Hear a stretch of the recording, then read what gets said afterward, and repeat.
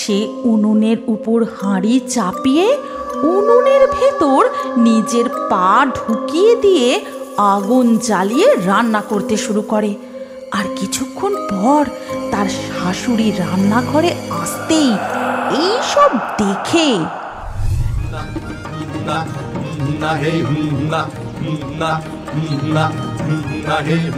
ওই দেখ দিদি, পালকি করে নতুন বউ যাচ্ছে রে। হ্যাঁ রে ভাই, দেখতে যাবি? চল কাছে গিয়ে দেখি নতুন বউকে কেমন দেখতে লাগছে। এই কথা বলে বানি ও ডকাই পালকির দিকে রওনা দেয়। কিন্তু তাদের এই সমস্ত কথা গাছের ডালে বসে বসে শুনছিল পুতুনা শাকচুন্নি। ও মা, তাই তো, কেমন সুন্দর পালকি চড়ে বউ চলেছে। আমিও দেখবো, যাই যাই, আমিও দেখবো। এই কথা বলে পুতুনা শাকচুন্নি সেই গাছ থেকে উড়ে চলে যায় পালকিতে থাকা বউকে দেখতে। বাবা, কত ঢাক ঢোল কাশি বাজিয়ে বউ চলেছে, কি মজা! কত দূর যায় দেখি তো। এরপর পালকি এসে একটা বড় বাড়ির উঠানে থামে। আর সেই উঠানের পাশেই ছিল এক মস্ত তেঁতুল গাছ। সেই গাছেই শাকচুন্নি এসে বসে পড়ে। বেশ মজা তো, আজ থেকে আমি এই তেঁতুল গাছেই থাকবো আর ওই নতুন বউকে দেখবো ও কেমন সুন্দর করে সংসার করে। বউটাকে কি মিষ্টি দেখতে হয়েছে। এরপর বেশ কিছুদিন কেটে যায়। নতুন বউ তার নতুন সংসারে সকলকে মানিয়ে নিয়ে সংসার করার চেষ্টা করে, কিন্তু উফ, অসহ্য! এই অজপাড়া গায়ে ড্যাডি যে কি দেখে আমাকে বিয়ে দিল কি জানি। এখানে না আছে কোনো সিনেমা হল, না আছে কফি শপ, না আছে শপিং মল। ডিসগাস্টিং! আমি এখানে কিছুতেই থাকতে পারবো না। একটা কিছু ছোট করে এখান থেকে আমাকে পালাতেই হবে। ওদিকে তখন শ্রীলেখার শাশুড়ি শ্রীলেখার ঘরে এসে বলে, এই তো বৌমা, তুমি ঘরেই রয়েছ। বলছিলাম তোমার শ্বশুর মশাইকে একটু চা বানিয়ে দিয়ে এসো তো মা। আমি ঠাকুর ঘরে যাচ্ছি, ঠাকুরকে একটু জল বাতাসা দিয়েই চলে আসবো। খোকা আবার কাজে বেরোবে তো। এই কথা বলেই শ্রীলেখার শাশুড়ি ঘর থেকে চলে যায়। আর শ্রীলেখা যায় চা করতে। সে রান্নাঘরে পৌঁছে চা করতে করতে মনে মনে বলে, ওরে বাবা, চা যেন কিভাবে বানাতে হয়। ও হ্যাঁ, মনে পড়েছে, ইউটিউবে একবার রেসিপিটা দেখে নি। ও দূর দূর, ইন্টারনেটটাও চলছে না। এখন যে কি করি? চা বানাতে প্রথমে দিতে হয় চিনি। আরে এখানে তো দেখছি চিনিটাকে গুঁড়ো করে রেখেছে। যাক বাবা, এইটাই একটু বেশি করে দিয়ে দিই। শ্রীলেখার চা করা হয়ে গেলে সে শ্বশুর মশাইকে গিয়ে চা দেয়। আর শ্বশুর মশাই সেই চা মুখে দিতেই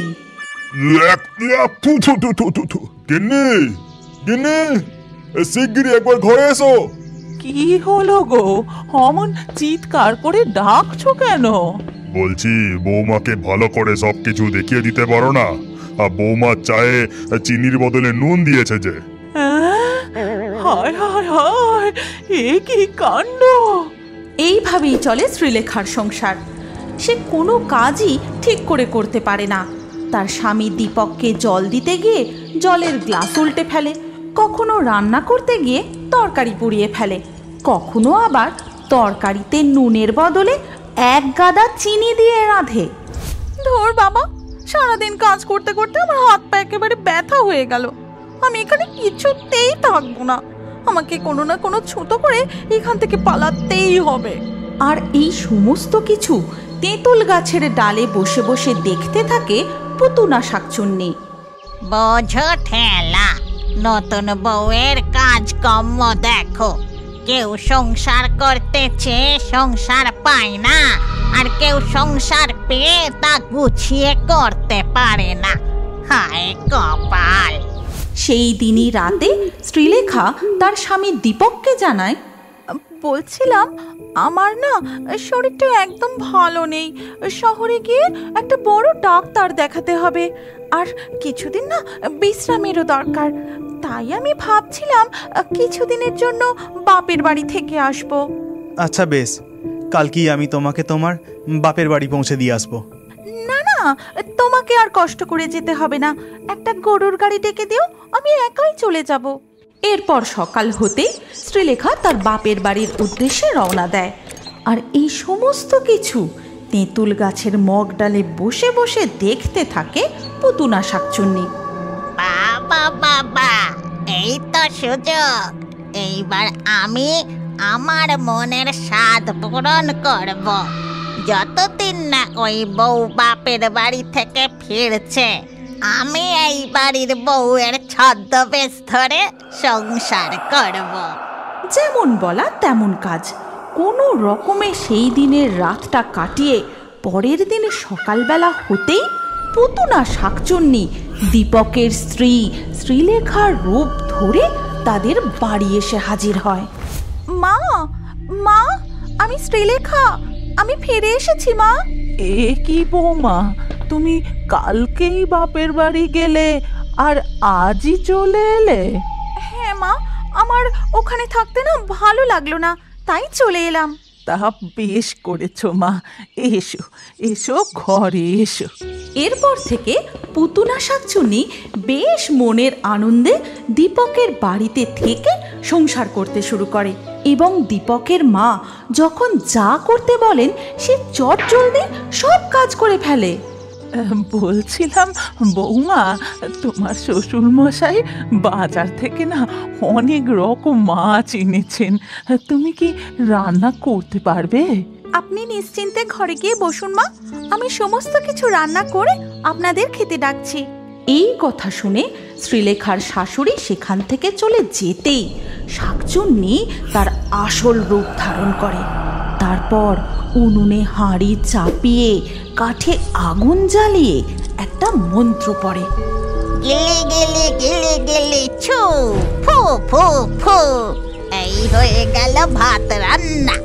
গিলি গিলি গিলি গিলি ফু, এই হয়ে গেল সব রকমের মাছ রান্না। তারপর সে সমস্ত খাবার থালায় সাজিয়ে শ্বশুর মশাই ও শাশুড়ি মাকে খেতে দিতে যায়।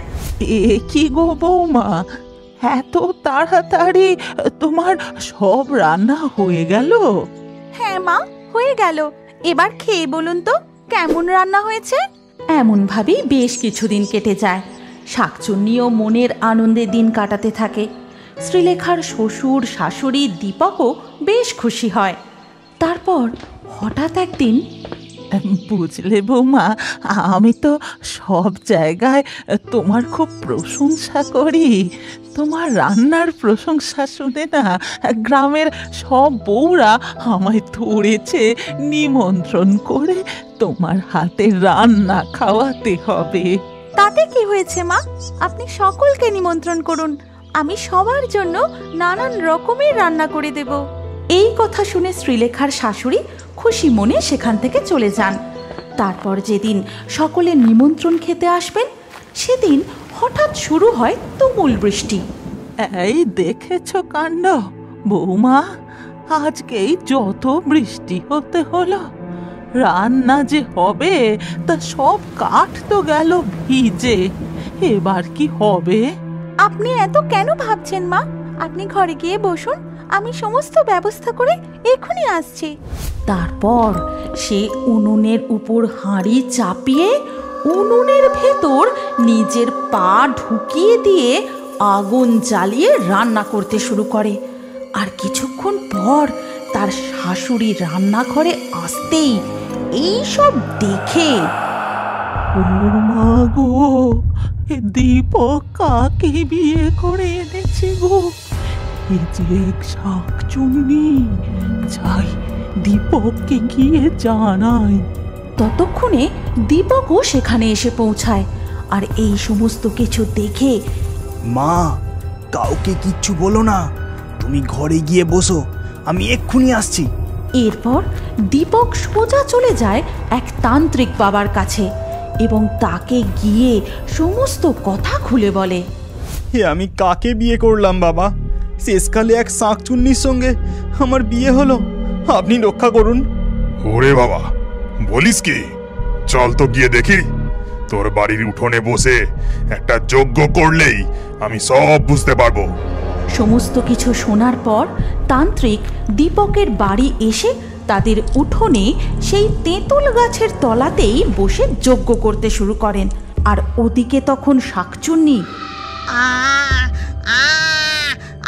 কেমন করছো গো আমার সাথে?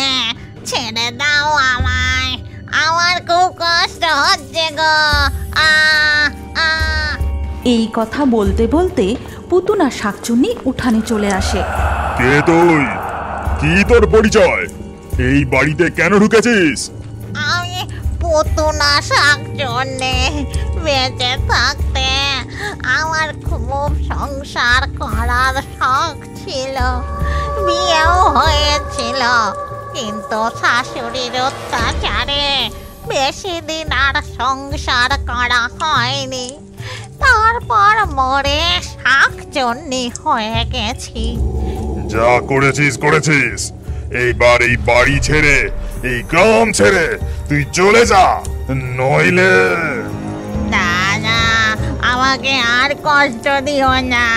আমি এই বাড়ি ছেড়ে, গ্রাম ছেড়ে এখনই চলে যাচ্ছি। এই কথা বলে পুতুনা শাকচুন্নি হুশ করে উড়ে সেই বাড়ি ছেড়ে একেবারে চলে যায়। ও দীপক, আর দেরি করিস না বাবা। তুই যেভাবেই হোক তুই তোর ওই না কুচু বউকেই ফিরিয়ে নিয়ে আয়। আমি ঠিক ওকে এই সংসারের সব কিছু শিখিয়ে পড়িয়ে দেব। দৌলতপুর শ্মশান। নিশি নদীর তীরে দৌলতপুর গ্রামের শেষে অবস্থিত এই শ্মশান।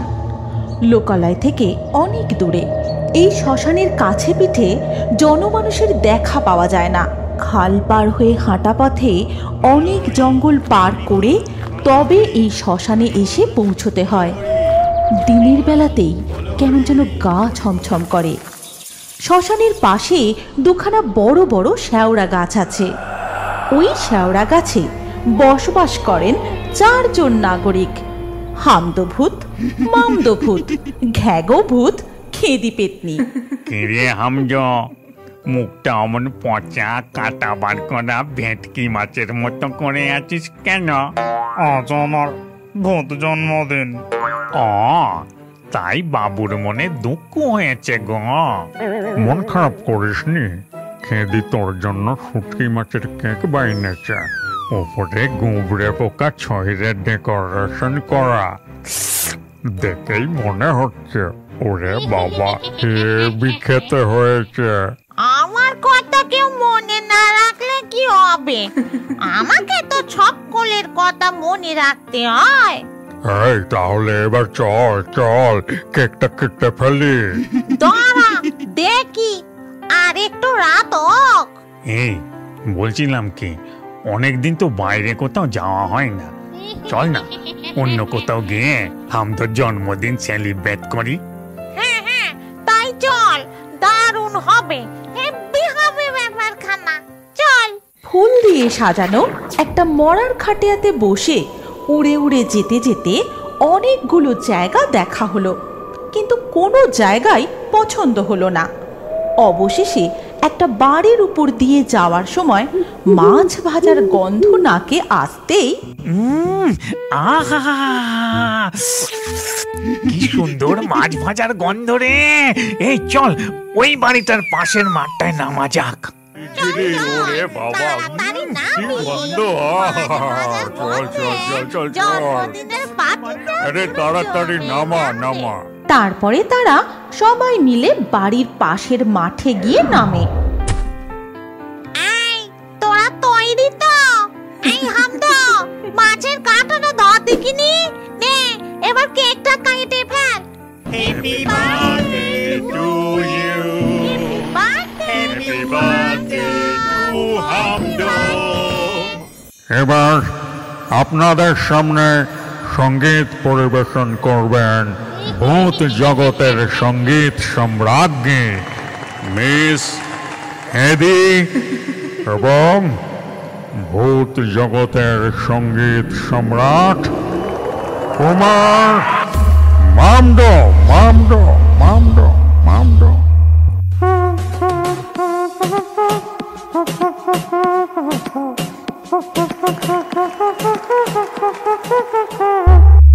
আমরা শ্মশানের ভূত, আমরা ভয়ঙ্কর। কেউ যদি অন্যায় করে মোটকে দিই ঘাড় তার। আজ আমদর জন্মদিনে পার্টি করবো খুশি মনে, নাচবো গাইবো খাবো ঘুরবো এই আমরা 4 জনে। না না একদম না, অন্যায় অত্যাচার না। যদি আমরা জানতে পারি মারবো মাথায় ডান্ডার বাড়ি।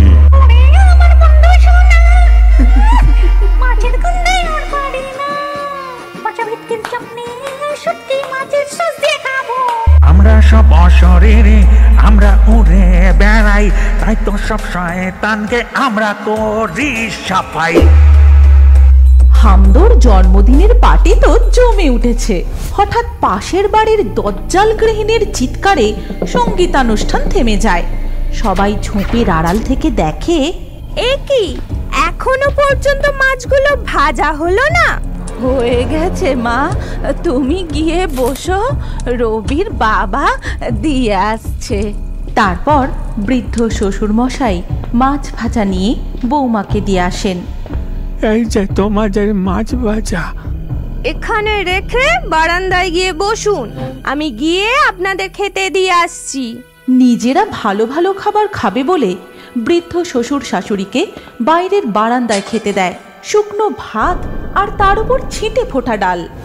নিজেরা কত কিছু খাচ্ছে, আর বাবা মায়ের বেলায় শুকনো ভাতে কয়েক ফোঁটা ডাল।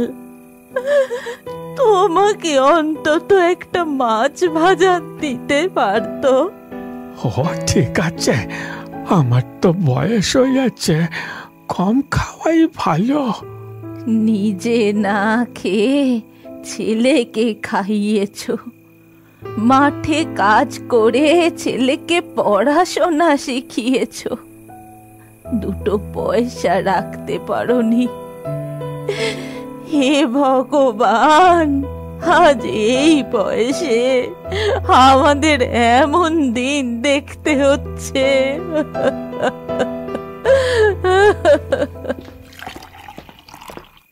মা, আমি এক্ষুনি ইতি করে তুলে আসছি।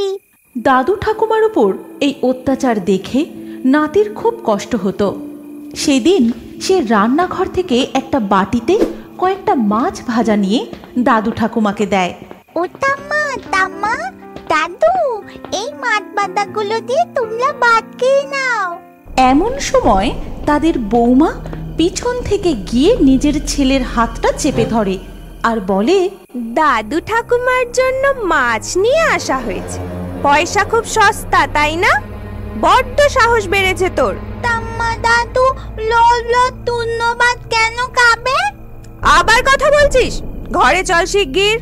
এই সব দেখে ভূতেরা তো খুব রেগে যায়।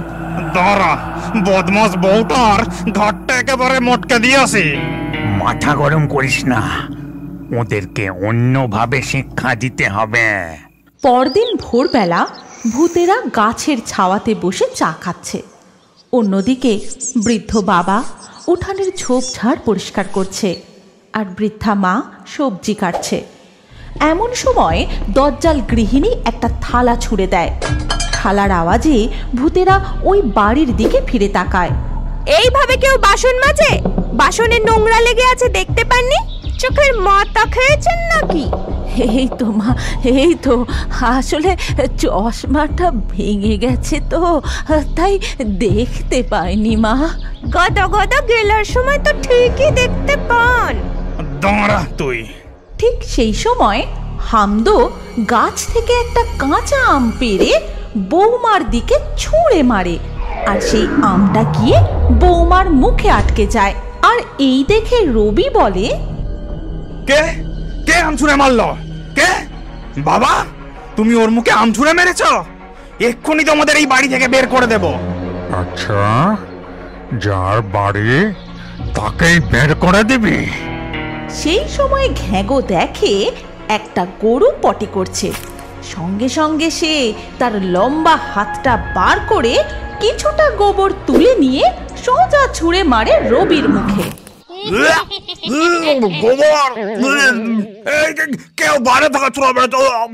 আজ ওদের উচিত শিক্ষা দেব। একটা হেভি প্ল্যান করতে হবে। সেদিন সন্ধেবেলা ঝমঝম করে বৃষ্টি হচ্ছে। রবি তখনও বাড়ি ফেরেনি বলে তার বাবা মা বারান্দায় একটা তক্তপোষের উপর বসে ছেলের জন্য অপেক্ষা করছেন। এদিকে রবি বউ, ছেলে এবং নিজের জন্য 6খানা মাছের চপ কিনে বাড়ি ফিরল। একটিবারের জন্য বৃদ্ধ বাবা মার কথা সে ভাবল না। ওই দেখ, বউটা আম তেল দিয়ে মুড়ি মাখছে। মাছের চপ দিয়ে মুড়ি গেলা হবে?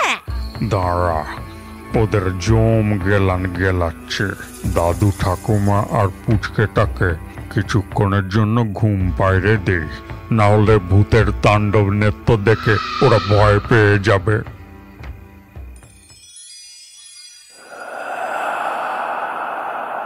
বৌমা হাসি হাসি মুখে একটা বড় বাটিতে মুড়ি আর কাঁচা লঙ্কা আর একটা প্লেটে মাছের চপ সাজিয়ে নিয়ে আসে। অন্যদিকে বাবা মা দুঃখীর মতো করুণ মুখ নিয়ে বারান্দায় বসে থাকেন। আর এদিকে বৌমা যেই চপের প্লেটে হাত দিতে যাবে তখনই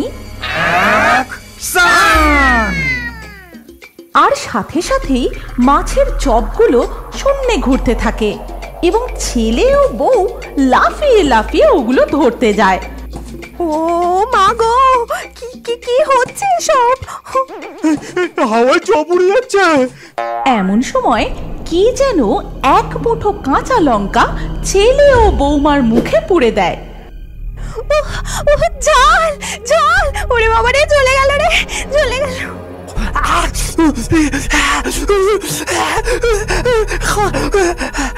এরপর যখন তারা জলের বোতল নিতে যায়, জলের বোতলগুলো শূন্যে ঘুরতে থাকে। তখন ভূতেরা তাদের দেখা দেয়। এই নে, ভালো করে মাছের চপ খা। বাবা মাকে না দিয়ে নিজেরা গেলা? চুলের মুঠি ধরে শূন্যে দুলতে দুলতে বেশি করে ঝাল লঙ্কা খা।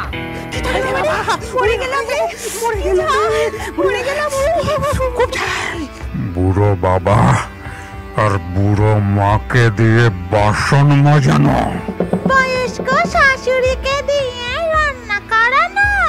যতক্ষণ না নিজের ভুল স্বীকার করছিস ততক্ষণ এইভাবে শূন্যে দোলাতেই থাকবো, দোলাতেই থাকবো। জঙ্গল পরিষ্কার করো না। অন্যায় হয়ে গেছে, অন্যায় হয়ে গেছে। আমাদের ছেড়ে দিন, আমাদের ভুল হয়ে গেছে, আর আর কখনো হবে না। দুজনে 500 বার করে ওঠ বস কর, আর যদি তোরা থামিস তাহলেই ঝাল লঙ্কা। দুজনেই কান ধরে ওঠবোস করতে থাকে।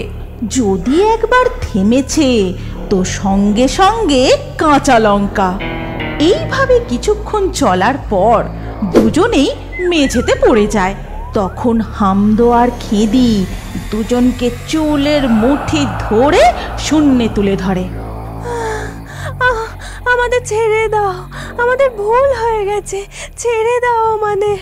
যে বাবা মা নিজেরা ঠিক মতো না খেয়ে রোদে পুড়ে জলে ভিজে কত কষ্ট করে ছেলে মেয়েকে বড় করে, সেই বাবা মাকে কষ্ট দিতে একটুও মায়া হয় না তোদের?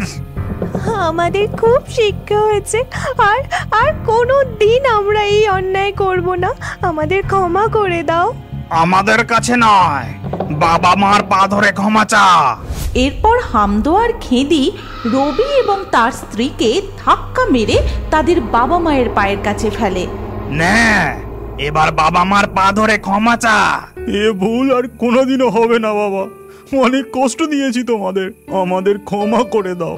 কত অন্যায় করেছি মা। আমি আপনার উপর অনেক অনেক অত্যাচার করেছি। আমাকে এইবারের মতো ক্ষমা করে দিন মা। এই কথা শুনে রবির বাবা মা হাসি মুখে ছেলে ও বৌমার মাথায় হাত রাখেন এবং এরপর থেকে তারা মিলেমিশে আনন্দের সাথে দিন কাটাতে থাকে। তুমি কি এখনো বড় হয়ে কার্টুন দেখতে ভালোবাসো? তাহলে তোমার নাম ও বয়স কমেন্টে জানাও। আর আগের ভিডিও থেকে লাকি ড্রয়ে নির্বাচিত নামগুলি হলো প্রিয়া, ফাহিম, মেহেরিমা, মালবিকা, মুনা, ইন্দ্রনীল, প্রমিলা, আমিন, অঙ্কনা, রফি, গৌরাঙ্গ, রাখি, আশিক, খুশি, রাবেয়া। যে সকল দর্শক আমাদের চ্যানেল সাবস্ক্রাইব করে তারপরে কমেন্টে নাম লিখেছেন, আমাদের পরবর্তী ভিডিওতে তাদের নাম বাছাই করা হবে। তাই ফেয়ারি টুনস ইউটিউব চ্যানেল অবশ্যই সাবস্ক্রাইব করবেন এবং স্ক্রিনের উপরে আসা আমাদের পরবর্তী গল্পটিও দেখুন। তাতেও আপনার নাম থাকতে পারে, না থাকলে আবারও আপনার নাম পরবর্তী ভিডিওতে লিখে দিন। কি ভাবছেন? তাড়াতাড়ি ক্লিক করে দেখুন।